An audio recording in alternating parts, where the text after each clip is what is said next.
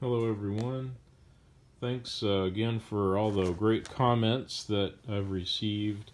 Some questions that had Rustinox and a few of others asked and commented about the JB Weld and the little steel tab that I have fixed. So I thought I'd do a little close-up showing there's a good fillet of JB Weld on all the sides, and it machined perfectly well. Like I said, I did take time to get the casting clean inside and the piece of steel clean before I applied the JB Weld. And when I did apply the JB Weld, I clamped the piece of steel in place. But I'm very, very pleased with how that held up and machined. It really will make it much easier having that extra base on to stabilize things for the machining processes. And tonight, I don't normally do anymore. I don't normally do midweek updates, but I did want to show this casting and show the JB Weld and how nicely that held up. And so I highly suggest that if you have an older set of castings. As you may recall, this set of castings came from Model Engineering Services. I bought them from a gentleman in Chicago, Illinois area, whose dad had bought these things, I think, in the 70s and never did get around to making it. So he sold these.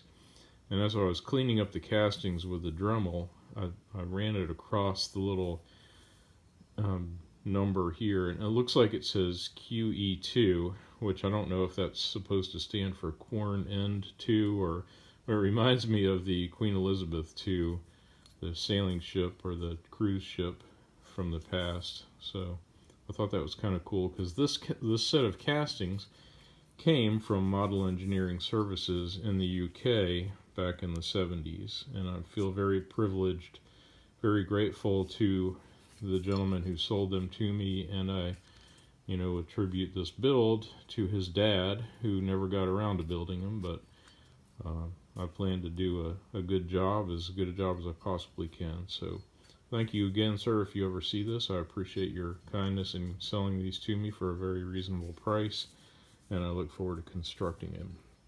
So speaking of Model Engineering Services, I just received in the mail today, and part of the reason I'm doing this update, I got a box, yay, from Martin Model and Pattern Company, and here are my drawings. I don't want to show too much of them, but you can see how big they are. This is a 2 foot by 2 foot wide table, and it's very cool. It looks like these are the original Model Engineering Services drawings that were drawn in 1974, and it says updated 2001. So really pleased about that. There's 4 sheets. I ordered the ones for the Quorn Model 1, which is what I have, but they're detailed. They're like the drawings that are in the book, but it will be handy to have these in such a large scale and blown up. I won't have to blow up the pictures, Xerox them from the book. By comparison, I do have the book here. The pictures that's the size in the book, so easily these are twice the size. So very happy about that. Also, the Model Engineering Services, as I mentioned before, that is the original vendor that sold these things, and that's the operator's manual that the gentleman from Illinois included with the package.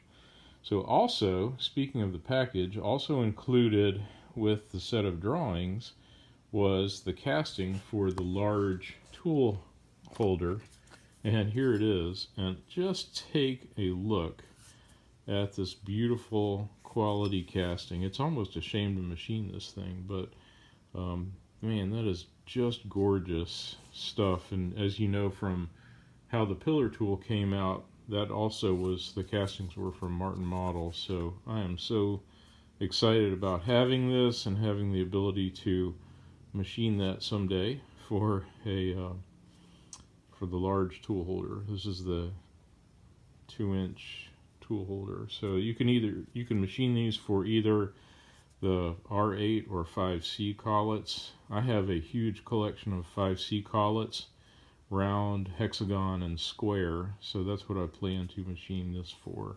But that is just beautiful. And Gary, thank you so much for sending these to me. If you ever order anything from Gary, the packaging is phenomenal. This came wrapped in some recyclable paper, and then the box itself was lined in cardboard. It came in a sturdy cardboard box, but it was also double lined, if you will, with cardboard. When I had ordered the pillar tool castings, it was a sturdy cardboard box that was lined with plywood. So Gary does a great job in including the packaging. Very nicely done. Thank you, Gary, if you see this.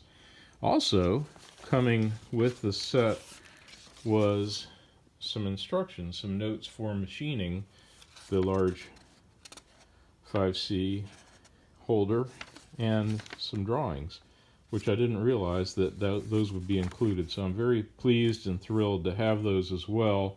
They will go in my binder of Quorn stuff, and I will be sure to save those and include those when the time. It's going to be a while before I get around to machining that stuff, but very, very pleased about that. Gary, thank you so much. As you can see, I've made a lot of notes here. This is the printout from Tom Blau's website, and my next step, since I'm doing an off-cycle presentation, this is kind of shows you, tonight is Monday night. I'm not really going to do any machining tonight, but I'm playing around with setups with the, the idea I have to get this level as I can be, as I can get it, and then so I can remove the minimum amount of metal off the top of that casting, and then I'll do the same thing with the interface of the large one. And because I use the Tom Blau method of suspending these castings by steel rods in the vise, the distance from the bottom of the core to the bottom of the footing of the casting should be uniform for both of them. So the cores ought to match up, is what I'm trying to say. So more about that later, but this is just something that I do. I will take my time and set this up. To me, this is one of the enjoyable parts of the hobby. Yes, I love the machining and the using the finished product, but I also really enjoy planning out the steps. It's kind of a 3D chess game, if you will, to plan out the steps and make sure everything's set up just right. And it just makes the machining go that much more perfectly when you're able to do that. So I will be messing around with that a little bit. I don't know if you can see that or not, but I super glued a ball bearing into a nut that I'm using as my point of contact. And I got that idea from Tom Blau as well. Don't worry, I didn't super glue it to my 1, 2, 3 block. It's just sitting in there with, I held it in place and then tightened the jaw. But that'll work perfectly because it's perfectly flat against the fixed jaw there. I just need to get it set up to be able to be level, and then I can machine it off. So I'll be playing with that a little bit tonight, playing with the setups and stuff. But I wanted to show that's such a beautiful casting. Gary, I don't know how you do it, but that is gorgeous cast iron. I mean, it's, like I said before when I was doing the pillar tool, it's almost a shame. I mean, if you saw how the pillar tool looked even before I painted it, it looked like a finished product. So very, very pleased. Thank you so much, and thanks for all the interest in the JB Weld idea. Pleased that might help somebody else if they're machining an older set of castings, and I will keep you posted. Thanks again, everybody, and welcome to the new subscribers. That's all from Metal Mill 52 for tonight. Thank you.